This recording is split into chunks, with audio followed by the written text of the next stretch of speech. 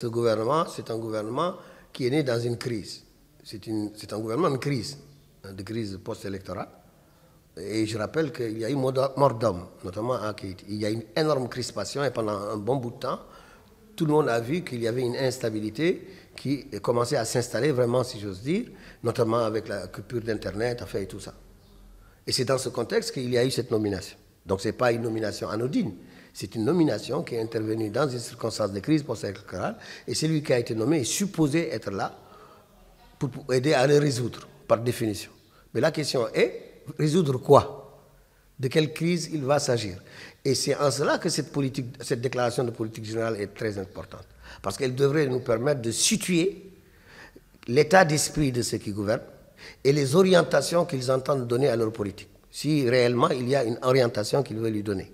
Lui, nous sommes certains que tout le monde s'en rappelle, il est le Premier ministre d'un État ultra-présidentiel.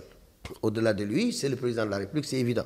Mais tout le monde sait également que c'est quelqu'un, monsieur le Premier ministre actuel, qui a quand même son caractère, qui a sa personnalité marquée dans le jeu politique mauritanien. Donc personne n'imaginerait ou ne pourrait penser qu'il sera juste un prête-nom ou qu'il sera juste là pour faire bonne figure. Je pense que par rapport au Premier ministre précédent, il a cette particularité d'avoir son propre jeu, si j'ose dire. Tout le monde a vu également, par exemple, que même le contexte de sa nomination a été marqué par, allez, disons-le, des tiraillements à l'intérieur du gouvernement. Tout le monde l'a dit, et c'est un secret de polichinelle, entre lui et certains ministres de poids lourds.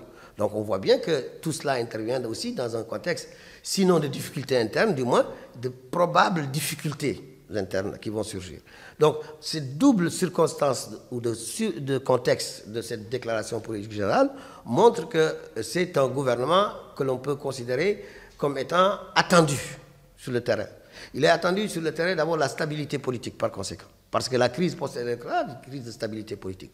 Donc il faut résoudre la crise politique en faisant en sorte que l'ensemble de la classe politique s'y retrouve. La question qui va se poser, c'est est-ce que M. Ndiaye, le Premier ministre, dans sa déclaration de politique générale, aura cet esprit du pacte ou au contraire aura un esprit de trahison du pacte? Est-ce qu'il va aller dans le sens des orientations définies dans le pacte ou est-ce qu'au contraire il est dans le sens de mettre par-dessus bord ce pacte, prouvant ainsi que le pacte c'était simplement une illusion et que c'était une rigolade de la part du président de la République. Il arrive dans une situation de crise énorme, tous azimuts. Crise économique, crise sociale, les conditions d'existence de la plus grande partie de nos populations est devenue incroyablement difficile. Et malheureusement, il a commencé tout cela par le béton. Bon, espérons que le béton n'est qu'une ouverture, d'ailleurs tout le monde se demande pourquoi. Mais il est évident qu'il faut régler le problème du riz, le problème du poisson, le problème de l'eau, le problème de l'électricité, le problème du panier de la ménagère.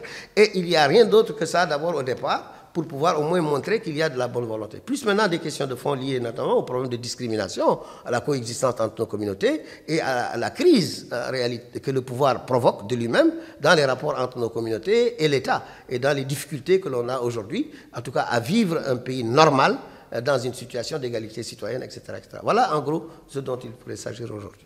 Sincèrement, il est difficile de ne pas dire ce qu'il va dire, parce qu'il va dire ce qu'ont dit déjà tous les anciens premiers ministres.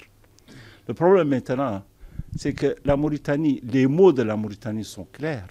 Il y a un problème de chômage, il y a un problème de gestion, il y a un problème, il y a des problèmes nationaux autres qu'on traîne depuis très longtemps, comme la question nationale, comme l'esclavage.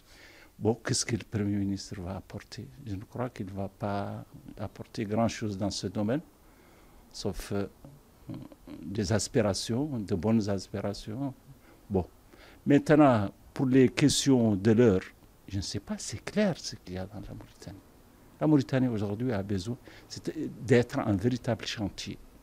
Et je ne sais pas, est-ce qu'il va réussir à le faire ou non.